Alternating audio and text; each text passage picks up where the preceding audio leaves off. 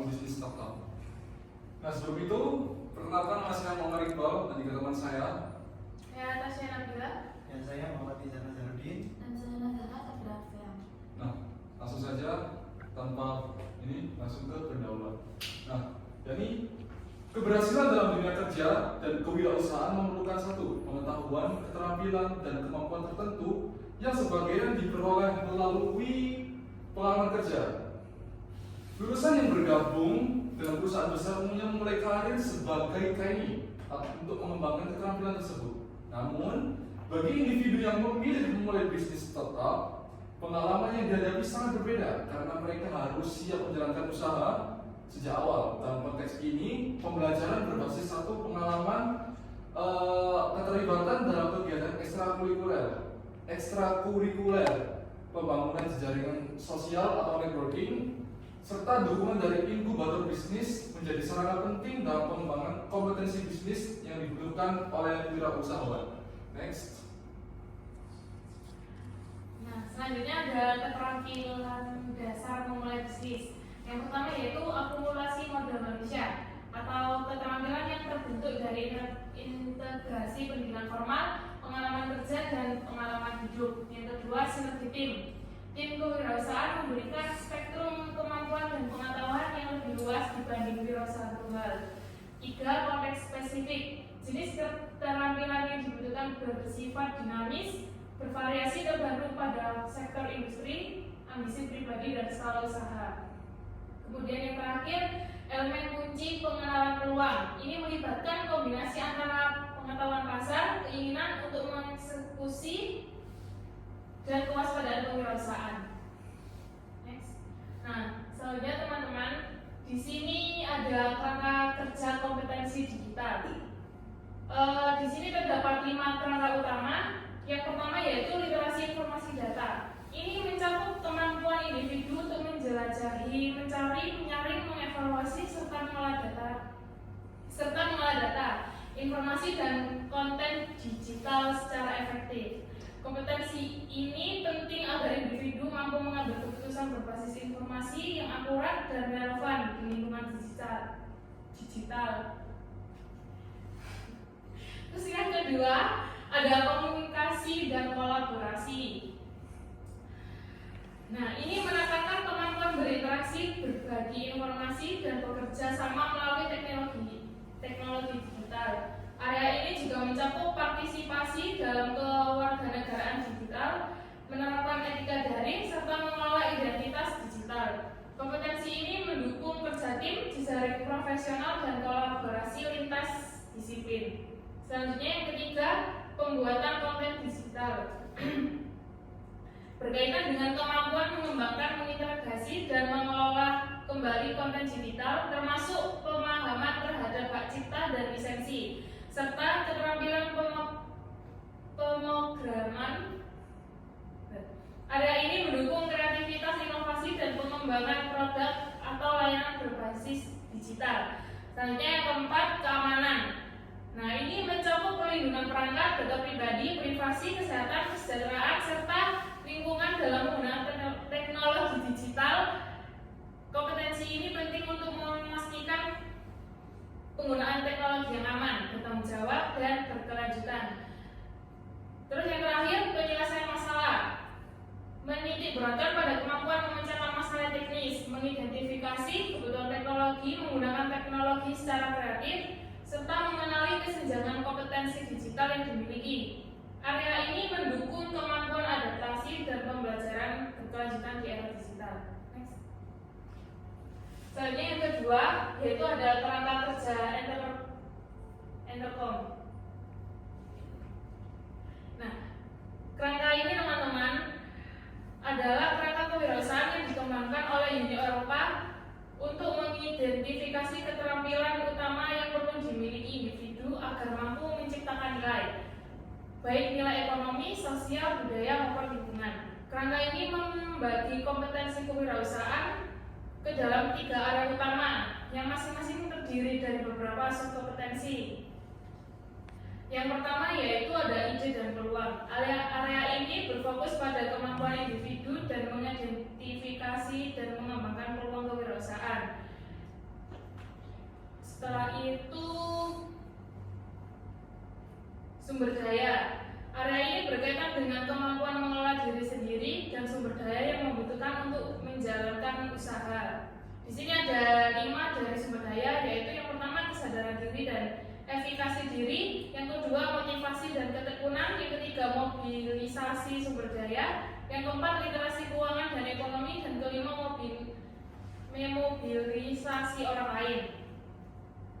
Selanjutnya yang ketiga yaitu bertindak. Area ini menekankan kemampuan merealisasikan ide menjadi tindakan nyata. Nah ini isinya yaitu mengambil inisiatif, perencanaan dan manajemen, menghadapi ketidakpastian, ambiguitas dan risiko. Yang keempat bekerja dengan orang lain, dan kelima belajar melalui pengalaman. Next. Oke, di sini ada 7 utama pola pikir wirausaha. Yang pertama yaitu pemecah masalah. Ini untuk solusi inovatif untuk ide bisnis. Terus yang kedua ada toleransi terhadap ambiguitas yang berfungsi untuk menghadapi ketidakpastian dan resiko. Yang ketiga ada belajar dari kegagalan. Ini berfungsi untuk membangun ketahanan diri. Dan yang keempat ada memahami perspektif orang lain atau pelanggan atau mitra. Kemudian yang kelima, kreativitas dengan sumber daya terbatas. Ini memanfaatkan apa yang ada di lingkungan perusahaan tersebut. Setelah itu yang keenam menanggapi umpan balik. Nah, ini perusahaan ini harus terbuka terhadap kritik teman-teman. Terus yang terakhir yaitu kerja tim atau kolaborasi melalui jaringan. Next.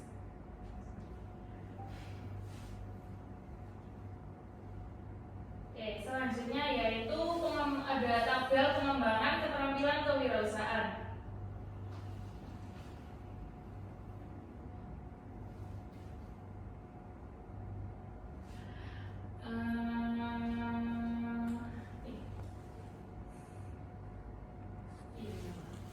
Nah, pada saat ini kita akan melihat sisi psikologis dari pengembangan kompetensi melalui studi yang dilakukan oleh Chan dan Ripple, yang mereka meneliti bahwa mahasiswa itu berinteraksi langsung dengan pemilik bisnis asli untuk melakukan analisis bisnis. Nah ini teman-teman, untuk studi kasusnya kalian bisa baca di buku yang telah dikirim oleh Pak Taufan ya.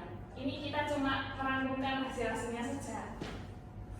Yang pertama itu ada penurunan persepsi keterampilan, yang secara menunjukkan pada tabel tersebut menunjukkan bahwa hampir semua sektor penilaian diri mahasiswa terhadap keterampilan mereka seperti pengenalan peluang, jaringan, dan kreativitas justru menurun setelah mereka terjun ke lapangan. Terus kenapa ini terjadi? Karena penelitian berpendapat bahwa ini bukan karena kemampuan mahasiswa benar-benar kurang. Justru sebaliknya, ini adalah tanda kedewasaan. Sebelum bertemu pengusaha asli, mahasiswa mungkin merasa sudah menguasai teori, namun setelah melihat masalah nyata yang sangat kompleks, mereka baru sadar betapa banyaknya hal yang belum mereka ketahui. Kemudian kesadaran akan ketidakmampuan. Dalam dunia pembelajaran, ini disebut proses bergeser dari merasa bisa menjadi sadar bahwa kita belum ahli. Ini adalah tahap penting untuk membangun kompetensi yang sebenarnya. Setelah itu stabilitas pengelolaan emosi. Satu-satunya aspek yang tidak menurun secara signifikan adalah penanganan emosional. Hal ini menunjukkan bahwa meskipun mahasiswa merasa kurang secara teknis, mereka tetap berusaha menjaga ketahanan mental mereka saat menghadapi tekanan tugas nyata tersebut.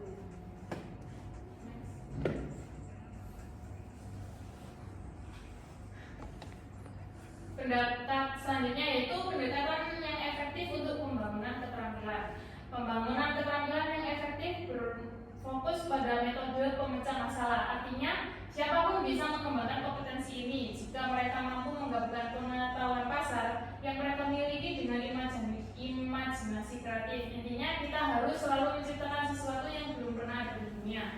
Pendekatan yang efektif seringkali sesederhana memperbaiki layanan yang sudah ada agar lebih relevan dengan kebutuhan pelanggan saat ini. Next, selanjutnya yaitu ada gambar pengenalan peluang. Nah ini teman-teman, bagian atas, sebentar. Di bagian atas inputnya adalah pengetahuan pasar dan pengalaman. Tapi pengetahuan saja tidak cukup, harus ada keinginan untuk menggunakan pengetahuan tersebut dan didorong oleh kewaspadaan kewirausahaan. Melalui penyaringan di dalam corong ini, seorang wirausaha akhirnya bisa menghasilkan pengenalan peluang. Gambar ini membuktikan bahwa keterampilan startup yang paling efektif adalah kemampuan kita untuk menyaring informasi di sekitar kita menjadi sebuah peluang bisnis yang nyata. Selanjutnya ada kewirausahaan yang efektif. Di sini terdapat 5 prinsip utama yang terdapat 5 prinsip utama dalam efektuasi. Yang pertama yaitu bird in hand atau mulai dengan apa yang ada. Yang kedua affordable loss atau kerugian yang terjangkau. Selanjutnya yang ketiga adalah patchwork quiet atau kerjasama strategis. Dan yang keempat adalah lemonade atau memanfaatkan kejutan. Dan yang kelima pilot in the plane atau kendali masa depan. Oke. Selanjutnya ada gambar kewirausahaan yang efektif. Nah, kunci di sini terdapat 3 roda teman-teman. Yang utama itu yang ini. Nah, ini tuh apabila kita memulai rencana itu tidak perlu membuat yang hebat, tapi kita itu cek dulu. Seperti kayak saya ini punya apa ya? Saya tahu apa? Saya ini kenal dengan siapa? Jadi intinya dari situ kita langsung bertindak apa yang bisa kita lakukan sekarang dengan modal yang sekarang ini. Intinya itu apa adanya, nggak usah lihat yang jauh-jauh dulu, lihat yang dekat-dekat dulu aja. Terus yang kedua, habis dari sini ke sini. Nah, yang kedua itu adalah apa? Intinya mencakup lingkungan dan jaringan. Contohnya saat kita mulai bertindak, roda ini akan ikut berputar. Kita tidak sendirian, kita melihat apa yang terjadi di sekitar dan siapa saja di jaringan kita. Disinilah prinsip patchwork quiet kita bekerja sama dengan orang lain untuk mendapatkan ide baru atau moda baru yang tadinya tidak kita miliki. Intinya adalah ya, jadi di sini tuh what is happening in the environments and networks. Jadi di sini tuh apa sih yang akan terjadi nanti di lingkungan dan di jaringan ya. Kan udah isi what resource and mean do I have available and then what can I do with this mean. Apa yang aku lakukan dengan resource yang ada dan means itu artinya. Lalu kalau sudah berputar, ini what is happening in the environment and networks. Nah, lalu apa sih yang terjadi di networking atau lingkungan itu? Ya mungkin kalian itu yang dijelaskan Natasha tadi, modalnya nambah, networkingnya juga nambah. Intinya at least secara tidak langsung soft skill itu juga bertambah dan hard skill itu juga bertambah. Intinya insight-insight banyak akan masuk ke dalam diri kita. Ya seperti itu. Oke, terus yang terakhir yang atas sendiri yang sangat kecil itu adalah kita tuh ini tuh contohnya kayak batas risiko gitu loh. Terus kita tuh harus berpikir juga, maksudnya kayak risikonya nanti gimana ya, apakah rugi atau enggak, itu harus dipikirkan. Jadi ketiga roda ini itu saling berkaitan teman-teman dalam dunia startup, bisnis startup maksudnya. Next.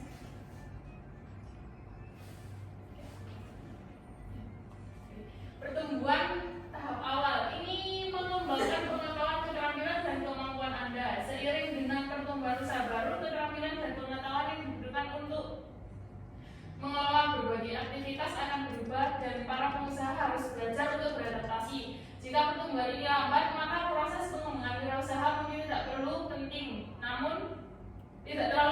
namun pertumbuhan yang lebih cepat lebih menantang karena akan sulit untuk mengimbangi kompetensi tambahan yang diperlukan untuk mengelola perusahaan yang berkembang. Next.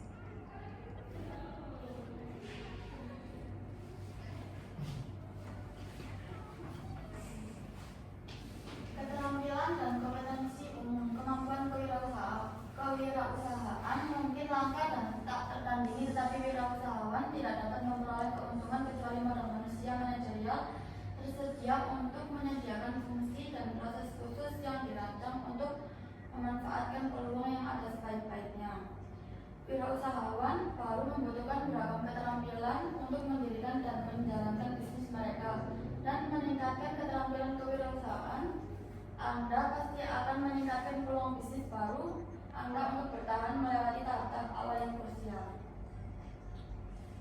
Keterampilan dan kompetensi umum.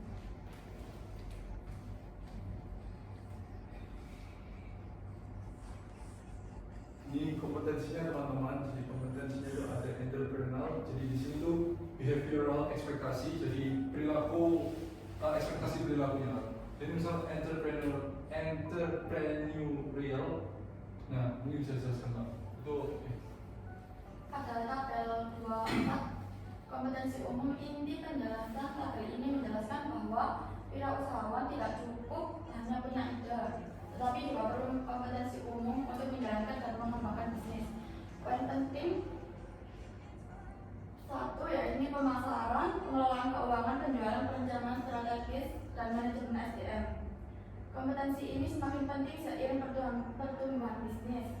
Tanpa kompetensi manajerial, peluang yang bagus tidak bisa dimanfaatkan secara maksimal. Kesuksesan bisnis sangat berkaitan dengan pengembangan kompetensi yang berkelanjutan. Kesimpulan dari slide ini yaitu kompetensi umum membantu wirausahawan mengeksploitasi peluang, bukan hanya menemukannya.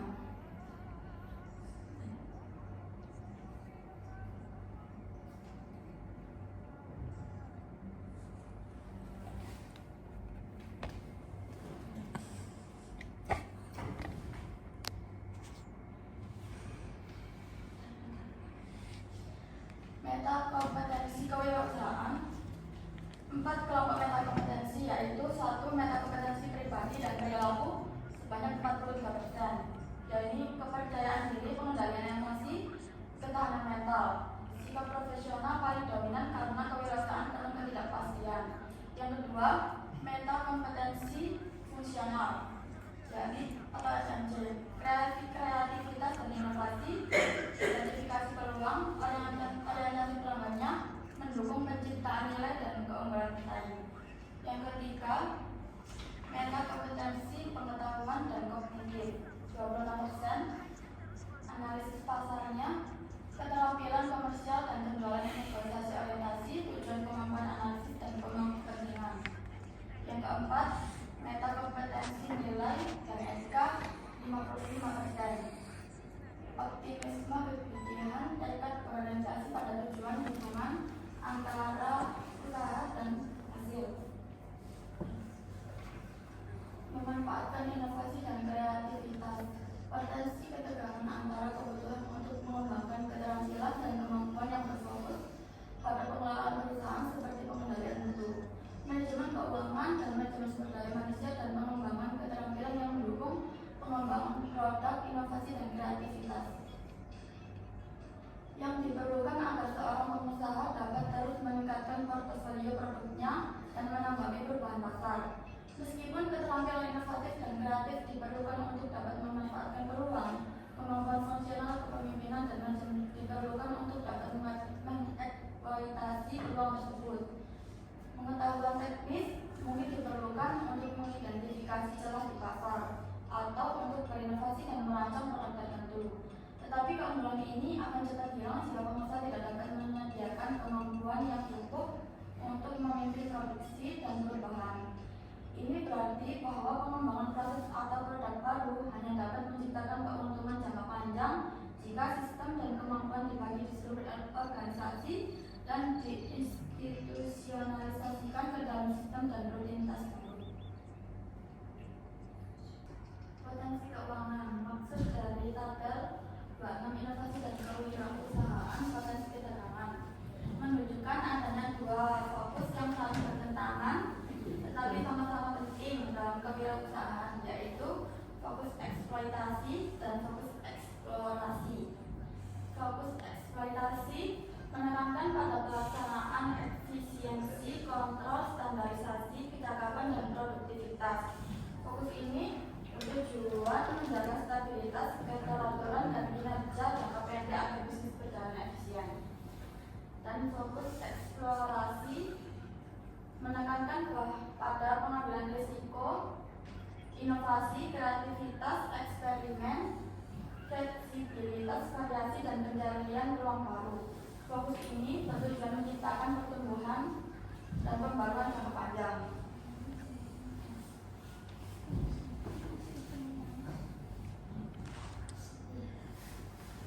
Nah, oke teman-teman, kita masuk di peran pengalaman dan pelatihan informal. Nah, ketika kita membangun bisnis startup, teman-teman, mungkin bisa diperhatikan dalam poin pengalaman seperti ini. Mungkin banyak ya pengalaman-pengalaman di Indonesia yang mungkin bisa diambil contohnya seperti Dino, seperti itu teman-teman. Nah, ini pengertiannya teman-teman. Untuk menetapkan hubungan sebab akibat antara pendidikan dan kinerja dan mulai lebih fokus pada bagaimana peran wirausahawan menavigasi pasang surut dalam memulai dan menjalankan bisnis.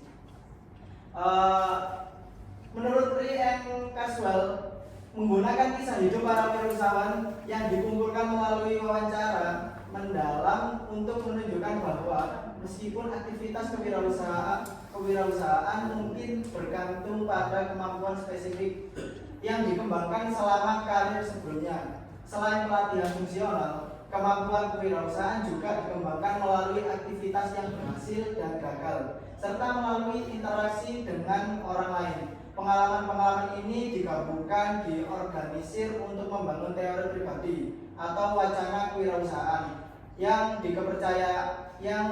dengan kepercayaan diri dan keyakinan dapat menghasilkan kesuksesan bisnis atau pribadi. Setiap pengalaman tentang keberhasilan seseorang wirausahawan dalam mengelola bisnis yang berkembang melalui pengenalan dan pengembangan peluang harus menyadari sifat situasional dan kontekstual dari partisipasi dan pengalaman mereka.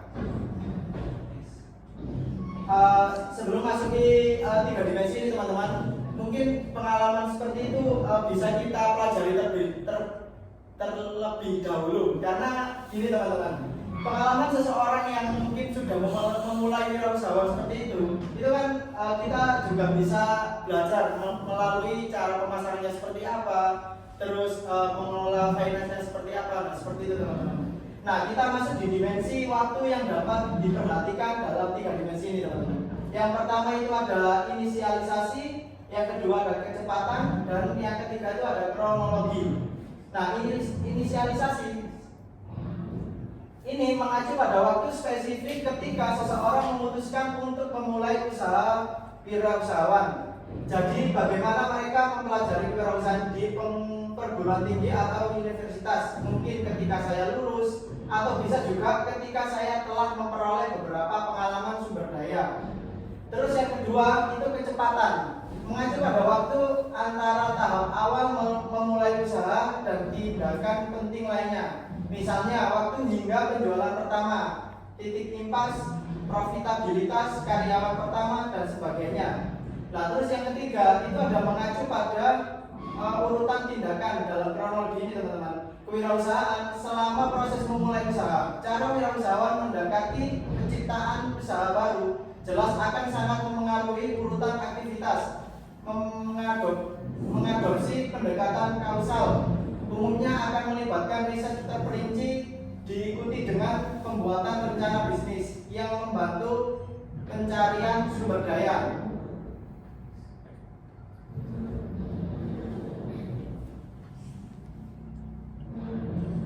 Nah, di sini ada pendidikan kewirausahaan dan pelatihan formal.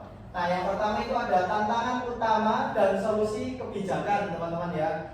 Penyebab kegagalannya itu kurangnya pengetahuan dan keterampilan pada tahap awal, mulai dari pertama kali sampai 3 tahun pendirian usahanya.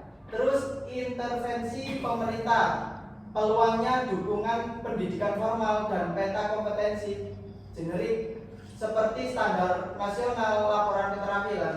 Nah, yang kedua itu ada fokus kurikulum dan materi, disiplin fungsional, penyusunan rencana bisnis, manajemen keuangan, strategi pemasaran, aspek hukum dan internasionalisasi. Terus ada aksesibilitas dalam poin kedua ini teman-teman, yaitu penyediaan startup toolkit secara online melalui lembaga resmi dari pemerintah teman-teman. Terus yang ketiga itu ada manfaat strategi, kinerja bisnis, meliputi meningkatkan tingkat kelangsungan hidup atau survival rate, pertumbuhan dan performa keuangan. Terus di poin ketiga juga ada modal sosial, membangun kepercayaan dan jaringan berbagai pengetahuan antar peserta. Terus yang terakhir itu ada pengembangan modal manusia. Nah, di sini ada dua ya teman-teman, ada modal intelektual dan respons. Terus yang pertama itu ada pendidikan formal, mengingatkan kapasitas kognitif untuk menghadapi ambiguitas dan tantangan bisnis. Terus dari poin keempat itu ada respons, yaitu staf yang dididik memiliki pilihan solusi yang lebih luas dalam menghadapi masalah organisasi. Nah, selanjutnya yakni masuk ke kewirausahaan budaya. Nah, kewirausahaan budaya ini menuju pada kemampuan wirausahawan untuk menciptakan kewirausahaan budaya, merupakan pendekatan yang melihat bisnis sebagai proses sosial dan simbolik, bukan sekedar aktivitas ekonomi. Nah, yang kedua, keberhasilan usaha tidak hanya ditentukan oleh modal finansial dan teknologi, tetapi juga oleh kemampuan wirausahawan membangun makna dan identitas bisnis. Nah, yang ketiga, melalui narasi yang tepat, wirausahawan dapat menciptakan legitimasi usaha di mata lingkungan. Next. Nah, ini tidak ketinggalan yaitu pentingnya kewirausahaan budaya. Wirausahawan sering menghadapi keterbatasan sumber daya seperti modal, jaringan, dan informasi. Kedua, dukungan pihak eksternal menjadi faktor penting bagi keberlangsungan usaha. Yang ketiga, kewirausahaan budaya membantu membangun legitimasi bisnis di mata pemangku kepentingan. Keempat, narasi yang kuat mampu mengurangi ketidakpastian dan meningkatkan kepercayaan. Yang kelima, keterbatasan sumber daya dapat diubah menjadi keunggulan melalui makna dan cerita bisnis. Melalui kewirausahaan budaya, wirausahawan tidak hanya mengandalkan sumber daya yang dimiliki, tetapi juga memanfaatkan narasi sebagai alat strategis untuk meyakinkan investor, mitra, dan pelanggan agar memberikan dukungan terhadap usaha yang dijalankan. Next. Nah, ini komponen kewirausahaan budaya. Satu, ada retoris, kesan pengelolaan, emosional kepekaan, politik, sosial persepsi, dan sosial kemampuan beradaptasi. Yang diterang ini kultural kewirausahaan. Nah, lanjut untuk penjelasan. Nah, ini satu, retoris, keterampilan retorika atau keterampilan berbicara atau mengolah kata ya. Kemampuan wirausahawan menyusun dan menyampaikan cerita bisnis. Nah, ini ada di highlight teman-teman. Keterampilan wirausahawan menyusun dan menyampaikan cerita bisnis. Jadi how to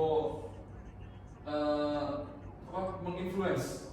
Nah, yang logis, meyakinkan dan mudah dipahami oleh pemangku kepentingan. Yang kedua, sosial, kemampuan beradaptasi, kemampuan menyesuaikan perilaku dan komunikasi dengan norma sosial serta konteks lingkungan yang berbeda agar bisnis dapat diterima. Tiga, kesan pengelolaan, impression management, upaya wirausahawan mengontrol citra diri dan bisnis melalui penampilan, simbol, dan cara berinteraksi untuk membangun kredibilitas atau kepercayaan. Yang keempat, emosional, kepekaan emosional, kemampuan memahami dan merespons emosi diri sendiri maupun orang lain dalam interaksi bisnis dan sosial. Yang kelima, politik, keterampilan politik, kemampuan memengaruhi pihak lain, membangun aliansi dan menavigasi kepentingan tanpa kekuasaan formal. 6. Sosial persepsi, kemampuan membaca situasi sosial, memahami ekspektasi audiens serta menafsirkan respons lingkungan terhadap bisnis. 7. Kultural kewirausahaan, ini yang inti ya teman-teman. Kemampuan mengintegrasikan seluruh aspek budaya, sosial, dan simbolik untuk membangun legitimasi dan identitas usaha. Next. Nah, ini peran narasi daya cipta, resourcefulness naratif.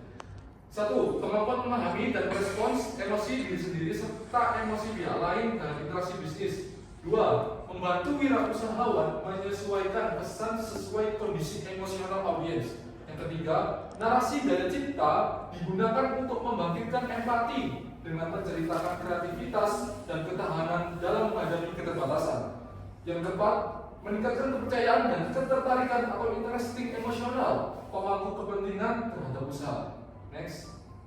Nah, ini komponen kewirausahaan budaya. Kewirausahaan tindakan memanfaatkan dari yang sudah ada, ini ya urutannya teman-teman. Lalu membuat kecerdasan narasi berdasarkan aktivitas sebelumnya. Nah, ini sumber daya yang tersedia itu ini. Lalu kesini persepsi penyedia lahan dan dari pengusaha kecerdasan cerita. Lalu tingkat risiko relevansi narasi pengalaman sebelumnya.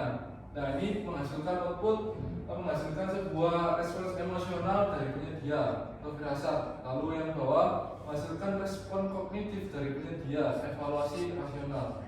Nah, lalu outputnya ya ini kemungkinan memperoleh sumber daya. Lanjut. Teman-teman, ada jenis-jenis kewirausahaan budaya. Satu, narasi identitas, fokus pada jati diri wirausahawan, motivasi dan visi. Contoh, saya seorang insinyur yang ingin menyelesaikan masalah sampah plastik melalui bisnis daur ulang. Yang kedua, narasi peluang, menjelaskan peluang pasar dan bagaimana bisnis akan memanfaatkannya. Contoh, permintaan terhadap produk organik meningkat 30% per tahun, ya, dan kami terus siap memasok. Contohnya produk energi terbarukan yang sekarang ini ada beberapa teman-temannya. Yang ketiga, narasi proaktif, menggambarkan masa depan bisnis yang diinginkan. Contoh, dalam 5 tahun ke depan kami akan menjadi pemimpin pasar di Asia Tenggara. Yang keempat, yakni narasi perubahan arah, menjelaskan pivoting atau perubahan strategi. Contoh, awalnya kami fokus pada business to customer, tetapi setelah melihat respons, kami beralih ke B2B, business to business. Next. Nah, teman-teman, di sini penjelasan dari pemaparan materi kami itu kesimpulannya seperti ini, teman-teman. Membangun bisnis startup memerlukan integrasi antara modal manusia yang berasal dari pendidikan formal serta pengalaman hidup dan sinergi tim untuk memperluas spektrum kemampuan dalam menghadapi tantangan bisnis. Wirausahawan harus menguasai kerangka kompetensi digital atau DICOM dan kewirausahaan entercom, serta memiliki pola pikir yang mencakup kemampuan pemecahan masalah, toleransi terhadap ambiguitas, dan resiliensi untuk belajar dari kegagalan. Selain itu, efektivitas dalam mengelola usaha yang sangat dipengaruhi oleh kemampuan mengenali peluang pasar dan penerapan prinsip efektuasi seperti memulai dengan sumber daya yang ada, breed and hand, dan fokus pada kerugian yang terjangkau, affordable loss. Seiring dengan pertumbuhan usaha, pengusaha dituntut untuk terus beradaptasi dengan penyeimbangan keterampilan inovatif untuk mengembangkan produk serta kemampuan manajemen fungsional guna menjaga keberlangsungan bisnis jangka panjang maupun jangka pendek, teman-teman. Ya, harusnya jangka panjang ya, teman-teman. Nah, seperti itu teman-teman pemaparan dari materi yang bisa saya sampaikan oleh kelompok-kelompok kami ini. Yang kurang lebihnya mohon maaf, dan terima kasih yang sudah menonton dan berantusias untuk mengikuti presentasi malam hari ini, teman-teman. Kurang lebihnya mohon maaf. Assalamualaikum warahmatullahi wabarakatuh. Waalaikumsalam.